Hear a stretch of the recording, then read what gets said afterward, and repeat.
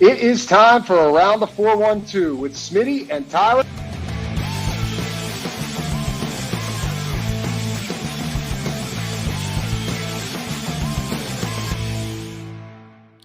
Welcome back to another episode of Around the 412. I am Tyler. With me, as always, is my co-host Smitty. Be sure to follow us on all of our social medias at Around the 412. Also, check us out on YouTube. Subscribe to the channel. Hit the notification bell so you never know, or you always know, when we go live, when we post a video. Also, check us out on the listening platforms as well. Follow us. Leave a 5-star review there, too. And check out the description of the show where you can see all the links to our great sponsors, including a new one that I'll let Smitty tell you guys about in a sec. But also, we have year 8 of Rocket Around the 412, our Christmas fundraiser. We're being able to help over now officially 200 kids, 205 kids so far, because the East Rochester Salvation Army Angel Tree has opened up. 28 tags adopted already, brings the total to 205 kids. Christmas has been provided for so far through 8 years of this mission. We want to continue to grow that number for the next couple of months as well. So you got the GoFundMe link down below. You can donate to us individually, or you can get involved with the East Rochester Salvation Army, adopt kids off of their angel tree in the name of our late friend Dalton Keene. So there's several ways to get involved this time of year. Even if you just share the message, that helps us out immensely. You never know who can get their eyeballs on this thing to help as many children this time of year. Check it out. Absolutely. Yeah, we'll talk about Shop Yins later in the show when we play their ad, but I am wearing the hoodie right now.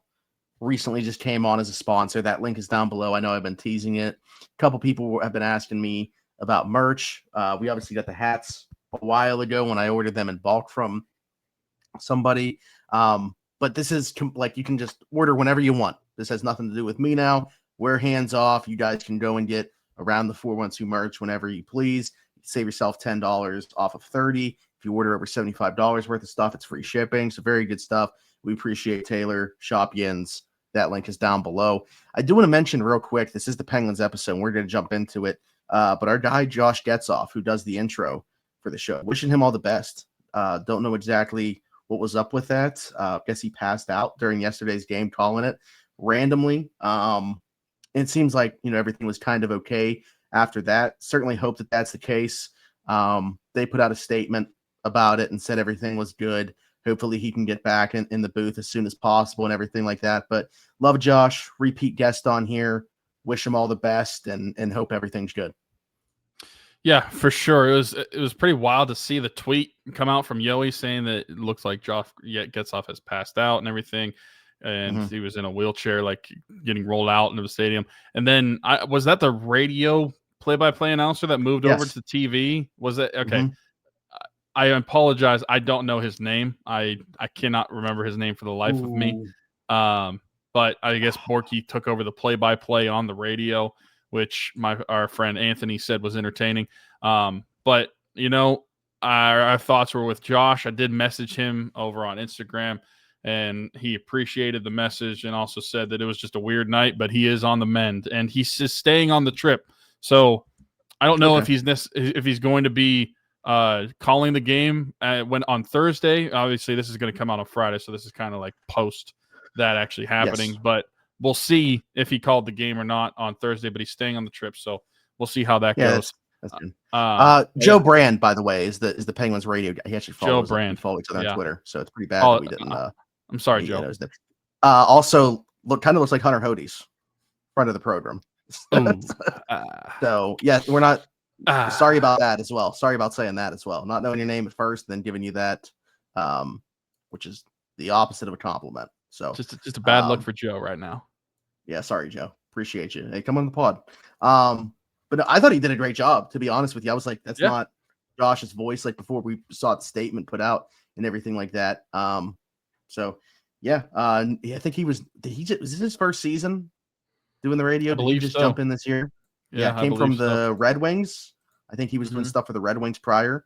So, but yeah, good stuff. Let's jump into what we've seen from these first 4 games to talk about. Did not have an episode last week. That's on me. We should have already talked about a couple, and actually vibes would have been much higher if we had talked about those first couple and then been talking about these next 2 in a vacuum. But they got out of the gate hot, played a really good game structurally. I was like, man, was this a Mike Sullivan problem? Was Dan Muse the answer? And this team just needed a new structure to play within, and things are going to be great. Silovs played fantastic in that opener.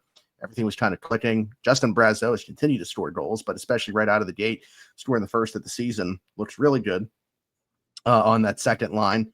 And then the young guns, I think, have made an immediate impact and looked like they belong, both in Harrison Brunicke and Ben Kindel. And we can talk about that in a little bit. But, since then, played a really good game, I think, against the Islanders. Even the first period of the second Rangers game, I thought they played really well. But then, man, crap just hit the fan in that second period on. They had 5 shots in the rest of that hockey game. And then this game against the Ducks, the issue with taking penalties is kind of carried over. This team has taken 9 penalties over the last 2 games. And that's honestly the part of this that I have the biggest problem with, because it's one thing to be bad. They don't have the talent on the roster. I get that. There's not really anything that they can, when I say there's nothing they can do, I mean with like they've made their bed, they're laying in it, this is where they are at. I get that. But that aspect of things is hard for me to stomach just because it's so controllable. Like they can't be bad and undisciplined. And that's what we've seen so far through the last couple of games from this team. I don't expect them to be good this year, but that's stuff that to me is like non-negotiable. Yeah, it's been pretty poor these last couple of games to watch how sloppy the games have looked. Obviously from just a normal play standpoint, but also like you're mentioning, the amount of penalties that we've been seeing. There were 6 penalties against the Penguins in this game in Anaheim. Obviously, an untimely penalty with Parker Wortherspoon. So it ended up being more than sending it over the boards. I think they have 10 then in the last 2. Yeah, because Chris Letang, another one after I looked at that number. Chris Letang got one in the final seconds of the game.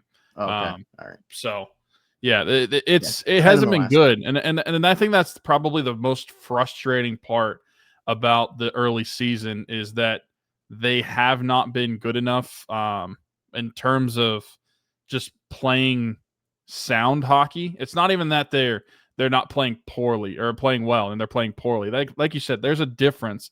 But when you're playing sloppy, you're getting these penalties. A lot of it is because of lazy play. A lot of it is just because of bad decision making. And that's probably more frustrating because we know going into this season, it was going to be frustrating at times in terms of like the skill set, in terms of the play from the team. But it's different when it's penalties. It's different when it's special teams.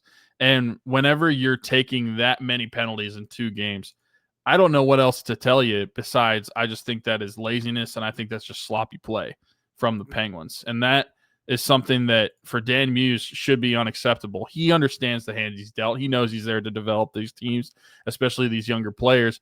But whenever you're getting penalties from not just like younger players that are trying to develop, but you're getting penalties from Sidney Crosby, Chris Letang, Erik Karlsson, Rickard Rakell, just to name a few in this Anaheim game alone. I mean, that's just unacceptable to have that many grievances in one game. Yeah, it hasn't been good. And Chris Letang, I think playing through something. I mean, he was a game time decision in this one anyways, and we weren't sure if he was going to go, and I thought maybe they would stray away from their plan of clearly wanting to sit Harrison Brunicke for a game to play him so that you didn't have to play Letang. Probably the worst player on the ice in their last game, to be quite honest with you, was Letang. Erik Karlsson, I thought, looked fantastic through the first couple. I think he has not been as good in these last 2. And we know look at the talent on the defense. Like, I'm a fan of Parker Wotherspoon. Awful penalty, by the way, in the final minute and a half of that last game. But he's played pretty well beside that.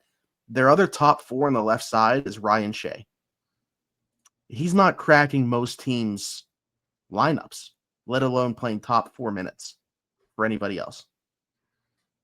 Like, this is just not a defense that we think is going to be very good, but it certainly doesn't help when your top 2 guys and Chris Letang and Erik Karlsson have played the way that they have over the last couple of games.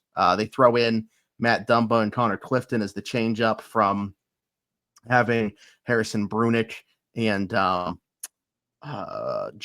Caleb Jones out there, who was awful in the first few games, to be quite honest with you. So I didn't mind the switch up there.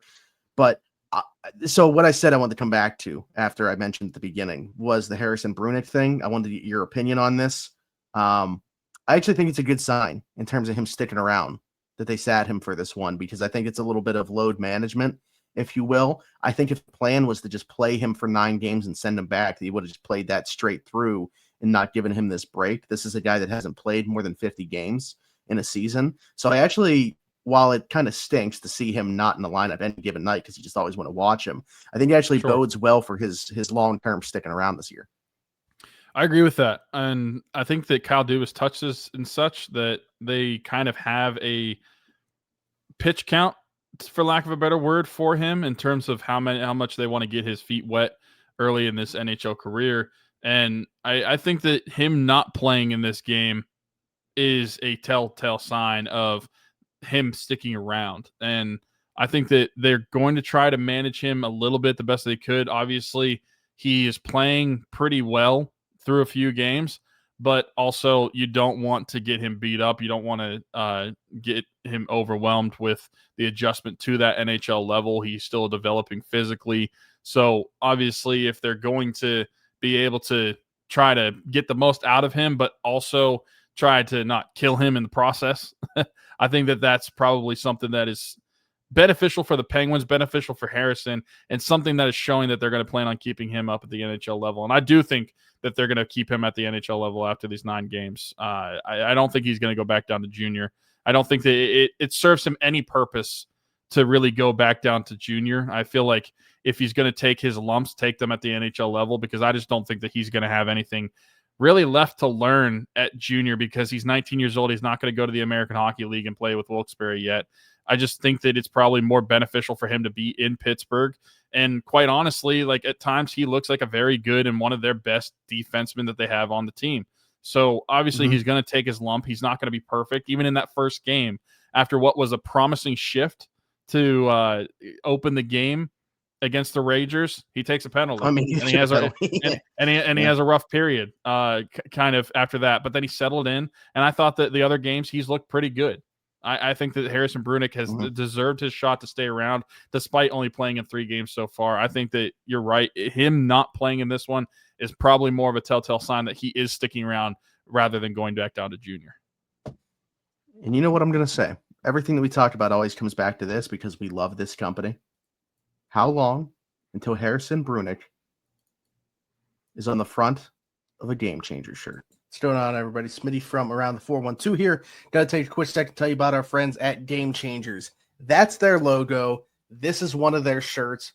Best vintage t-shirts in the game. Doesn't matter if it's sports, music, movies. They got you covered with their designs. Over 5,000 different designs in that catalog over there. GameChanger.la or Pick6.la. You'll save yourself $10 when you use the code AT412 on your order. The link is below to both of those sites. Go check out their entire catalog. Again, 5,000 different designs. If you go with the black or the white, it'll be true to size. If you go with the pepper, which I'm wearing right now, or the ivory, they'll be a bit oversized. It's a heavyweight material. Beautiful stuff. Go check them out. Again, save yourself $10 using code AT412 at checkout.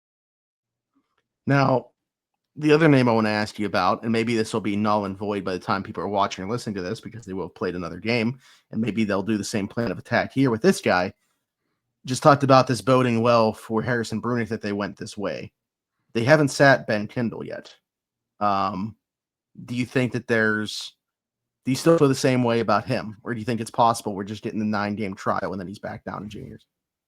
I don't know how you send it back down to junior. I think he's been one of your most productive forwards in driving offense. He is clearly probably your best option at third line center.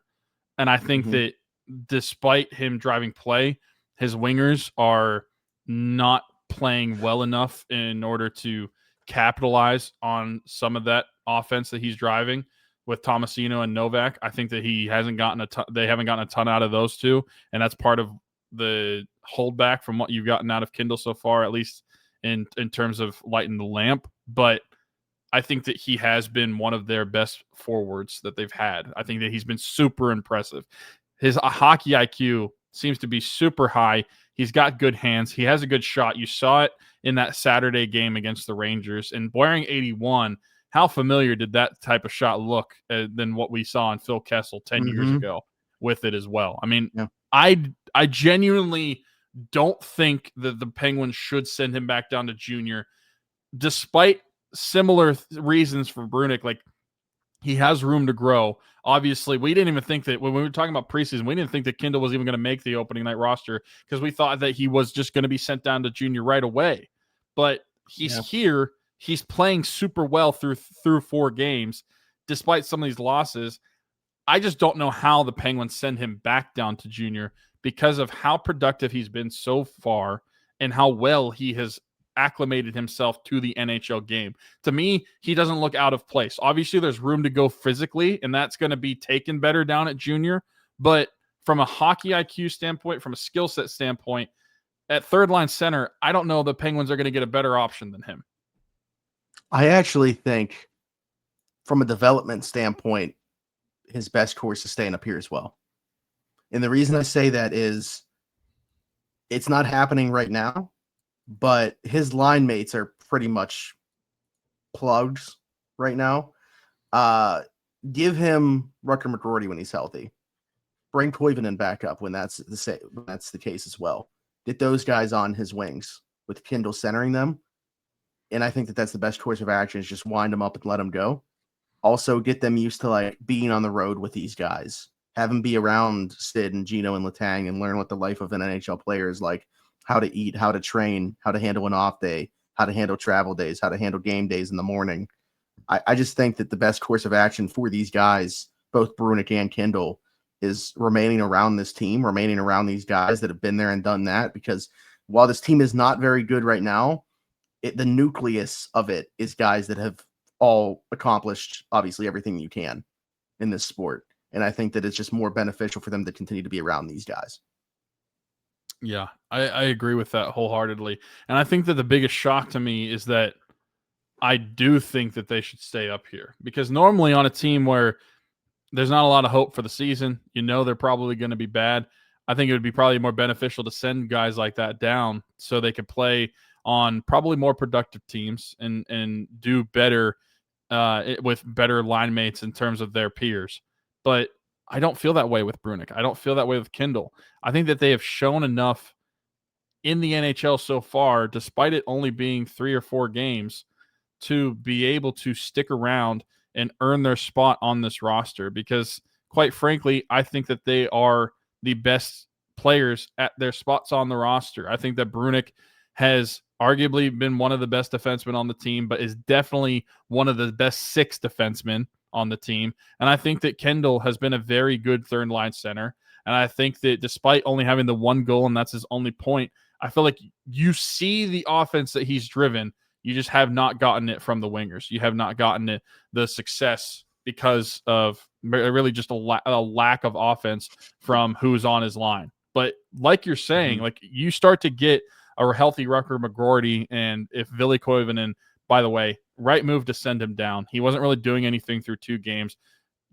Get some good play down in the AHL and come back up at some point this season. Also, like with Russ taking that spot on the top line, like where are you going to play him that makes sense right now? That's why. What are you going to do? Put him on the 4th line?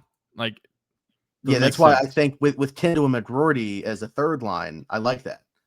Yeah, and then I like that too. You know, we'll see how they build that 4th line, but I don't even care. By the way, a move that I did like, finally getting Noel Acciari out and putting Tomasino back in. I don't know why Tomasino exited the lineup with Noel Acciari still in, but that was a switch up that Dan Muse made in the last game. Mm-hmm. They're just not a very skilled group. We know that right now, but like, again, nothing surprising me about these performances. That it's just the frustrating part about it has been the lack of discipline, too many penalties, and that part of it, in my opinion, just can't continue. Even if they're not going to be good, that's too frustrating to watch. Yeah, I will say I think the promising thing about this is that despite not being a good roster, you have seen some good play from them. Obviously, the undisciplined part of the last 2 games, but I don't think any of us really expected them to start the season 2-0. And obviously now that they're now 2-2, so everything's back to normal.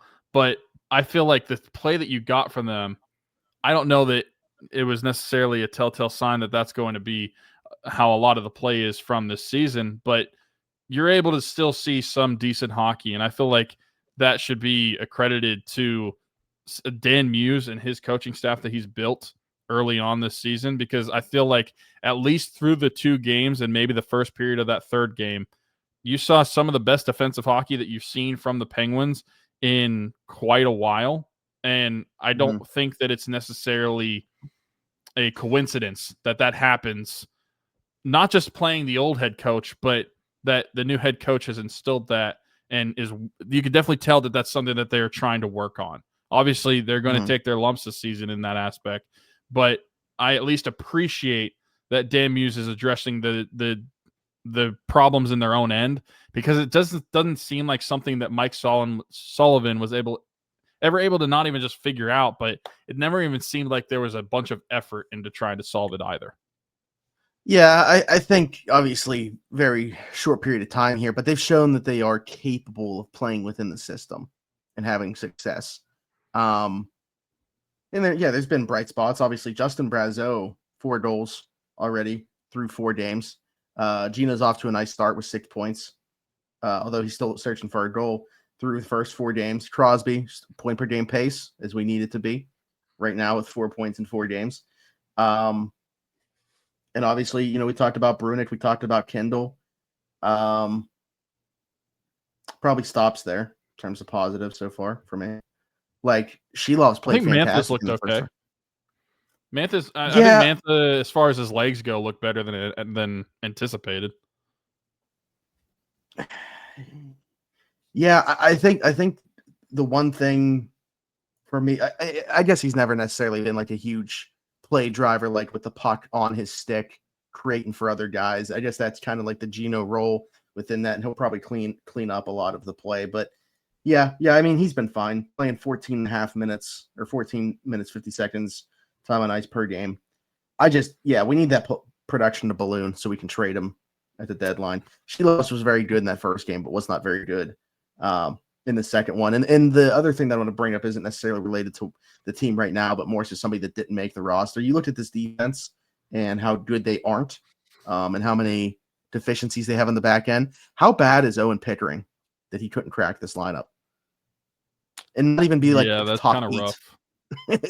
Yeah, that's pretty damning for Owen Pickering. Yeah, it is pretty bad, and I don't necessarily think that it's one of those things where you feel like you're wasting him at the NHL level and you need him to be down in the AHL, because I feel like if he was good enough, he would have made this roster, because clearly defensively they would have used him. But yeah, that's pretty bad for one of your higher draft picks in recent years, that he's not able to make this opening day roster or even have it come up at any point this season. I mean, how many spots do you think they probably went into this? 3 open spots on their defense out of 6, like half the spots having open competition for? Yeah. I mean, because I feel like Carlson, Letang, obviously, but I feel like Wotherspoon was probably pretty definitively within that. Outside of that, I think that they just said, hey, who's going to be the 3 other guys that are in our 6? And I guess Brunicke, if with what he did this year. But I don't know that I would have said that was a sure thing. So, yeah, I think going into training camp, at least, it was probably 3 spots. And he couldn't even earn the ability to be within the top 8. No. And as far as I remember, I think the Penguins, when he was up here, was playing him mostly on the left side. And the left side is kind of buns. So the fact that he's not able to even crack the left side of this lineup is even more concerning to me than just the defense as a whole. Yeah. So Owen Pickering couldn't make the cut. What's going on, everybody? Smitty from around the 412 had to take a quick second to tell you about our friends at Keek's Barbershop. That's Keek's Barbershop, 401 Burkage Way, Suite 2 in Beaver, PA. Download the app, The Cut. Book an appointment with Christian today, or you can do a walk-in with Tony or Ashley. Again, download the app, The Cut. to book an appointment today, or they do take walk-ins as well. Could not imagine going anywhere else. Old school vibe in there. Check them out. I want to get your opinion on the goaltending situation. We've seen 2 games from each of them. I put out my takes before the season, and I thought Silovs by the end of this was going to end up playing more games than Tristan Jarry. Silovs has played the best game of them in game 1. I think you can make the argument he was also the worst in the 3rd game of the season out of the performances that they've gotten from the goaltenders. Are you surprised that this has been a 2-2 split so far? Do you think that's the way things are going to continue throughout the season? Or do you think it's going to be like they just haven't found that hot hand yet, but when they do, they'll just kind of ride that? I don't know that a hot hand exists, if I'm being completely honest with you, but I'm not surprised by the 2-2 split, because I don't think that there necessarily was a number 1 goaltender, whether you wanted to go with Silovs or Jarry. I think that neither one is a great option, but they are options that you're dealt. And so I think the most surprising part for me so far was that the opening night was Silovs and not Jarry. But despite that, they played the equal amount of games.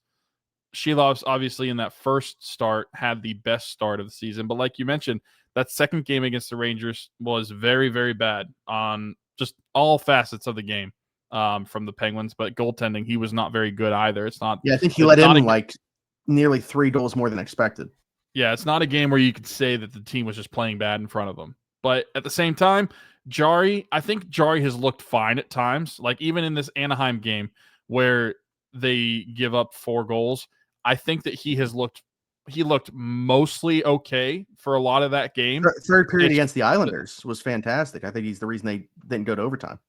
I agree with you. I think that he looked really good in that Islanders game later in that game. But I feel like Jarry is still Jarry, and Jarry has tendencies to letting goals that he shouldn't. I think that the 3rd goal last night to tie the game at 3 was a goal that he shouldn't have allowed. But at the same time, I don't think that he has looked as bad as maybe some fans would have expected.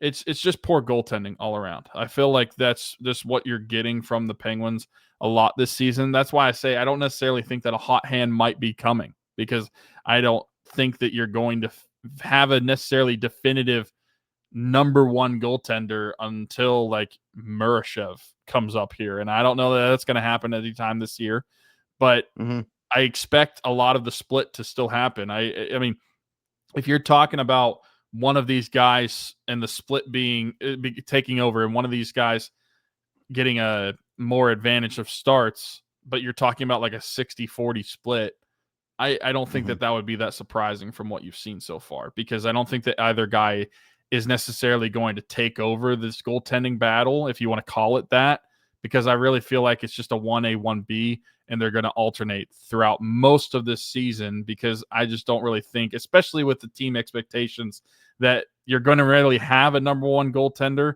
and with the team playing probably poorly in front of you for the most of the season, I don't really think it's going to really matter if you have a number 1 goaltender either. Rocking 891 and 881 save percentages right now, respectively. You mentioned Tristan Jarry being Tristan Jarry. When you said that, I thought about a tweet popped up on my timeline yesterday.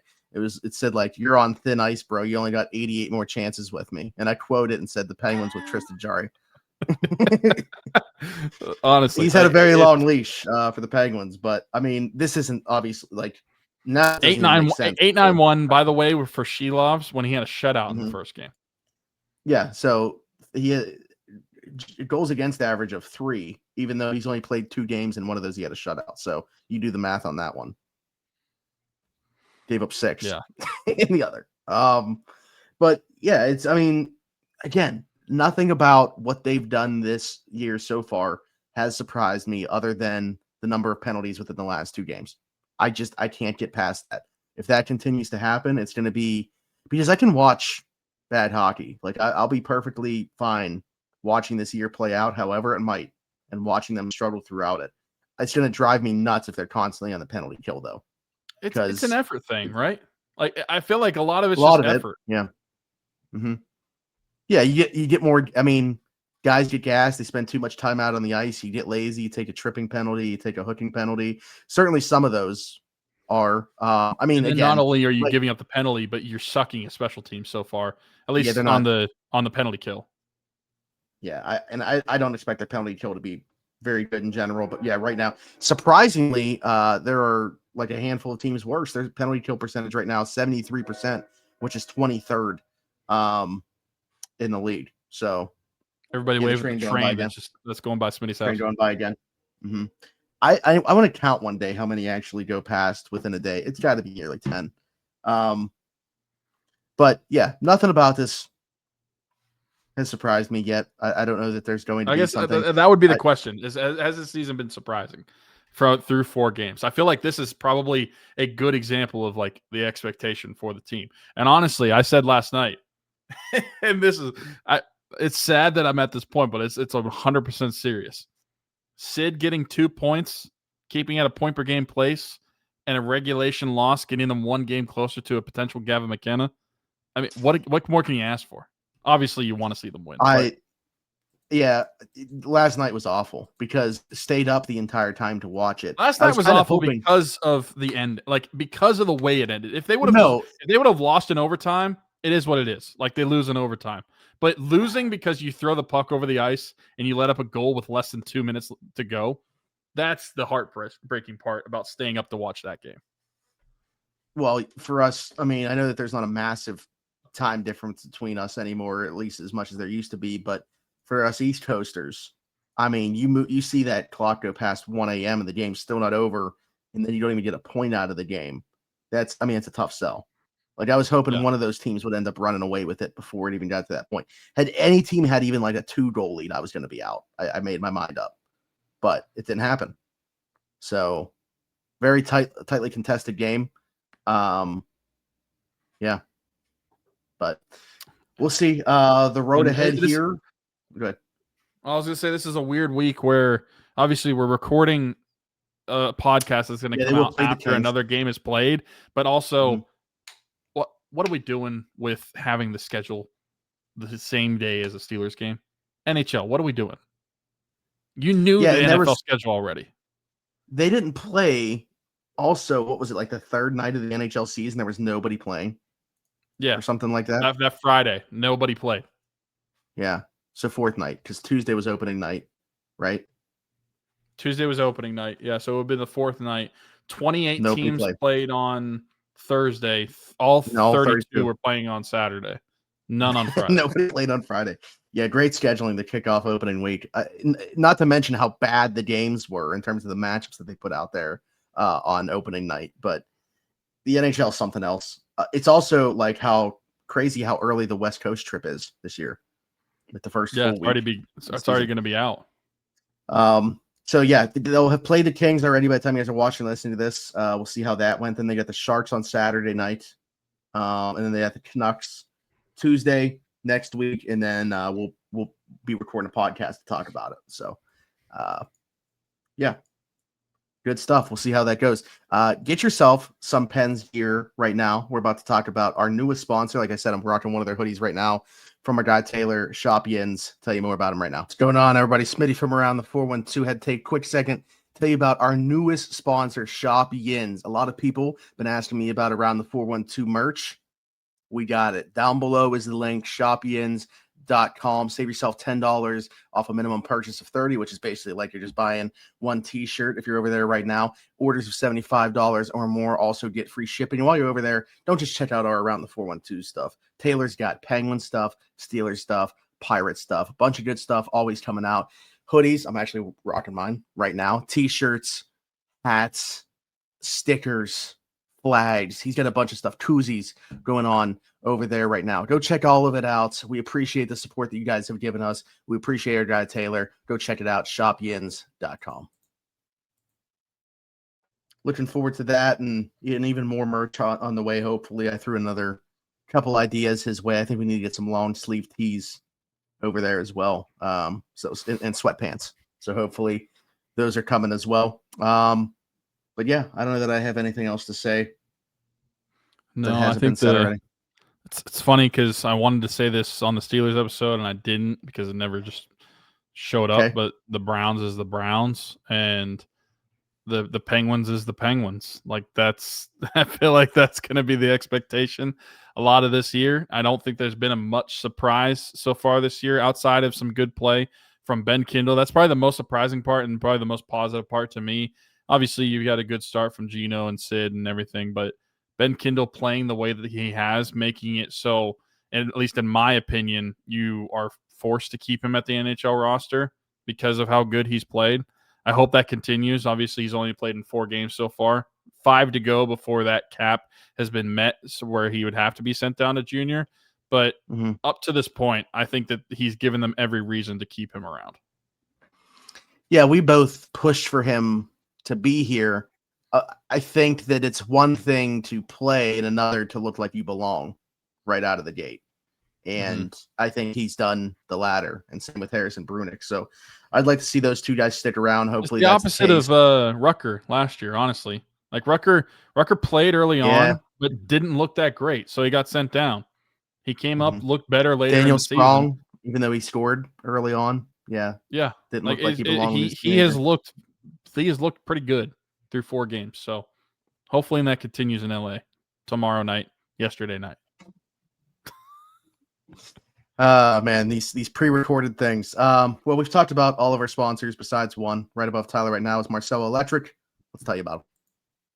What's going on, everybody? Smitty from around the 412 here. Had to take a quick second to tell you about Marcelo Electric, serving Beaver, Allegheny, Lawrence, and Butler County. Whether it's residential, commercial, or service calls, our boy Brandon Marcelo's got you covered. 724-614-0611. Again, that's Marcelo Electric, 724-614-0611. The link below in the description takes you to his Facebook page. All his contact information is there, as well as a lot of the projects that he's been working on. Does great work. Couldn't recommend him enough.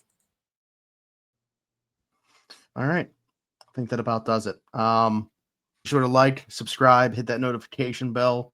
As we always say, you know, the YouTube things. Leave us a 5-star review and subscribe if you're listening somewhere else, Apple, Spotify, wherever you get your podcast from. Just search around the 412 over there. And actually, you can even leave us comments. Anthony Sahanic, friend of the show, left us one on a podcast a couple of podcasts ago. So shout out to him. Actually, let me go back and find what he said here. It was just a fire emoji on the Steelers season predictions podcast before I even knew that this was a thing. And then I downloaded Spotify for creators and saw he had left a comment. It's even got his profile picture and everything here. You can even reply to the comments. So this is pretty cool. New feature there on Spotify. So you can ask us questions that way, do whatever you guys want. But hit us up over there as well. Follow us everywhere at Around the 412. You guys know where to find us there. Whether you're watching or listening, check out all of our sponsors we've talked about throughout here, as well as year 8 of Rocking Around the 412. As Tyler mentioned at the opening, 28 kids so far this year, bringing the total to 205 so far through 8 years that we've been able to take care of through the Angel Tree, through the local families. No matter what, the big thing is just making that number as big as possible and making sure as many kids as possible in the 724 and 412 areas have the Christmas that they deserve. And Tyler and I never had to worry about where they were coming from growing up. So very excited about that. I wanted to include myself. At first I just said Tyler. Don't worry. I also was taken care of as a kid, had a great family life. So, but appreciate you guys. If you donate, please share it at the very least. But if you do donate, you'll be eligible to win some prizes. Talked about the Penguins, obviously, in the Penguins episode. Win some Penguin tickets. You know, don't know how much you want. Go watch Ben Kindel and Harrison Brunicke at the very least, and Sidney Crosby. You know, there's something to watch for sure in 2025 from the Pittsburgh Penguins. Pat Fryermuth autograph, game changer stuff, Shop Yin stuff. Our sponsors, of course, will be involved. So looking forward to that. And then, hit us up everywhere. Like I said, around the 412, you can find Tyler, Weiler_Teach33. You can find me everywhere. Zachary Smith, PGH. Tyler, myself. This has been the Around the 412 Penguin Show. We'll see you next time. Bye-bye.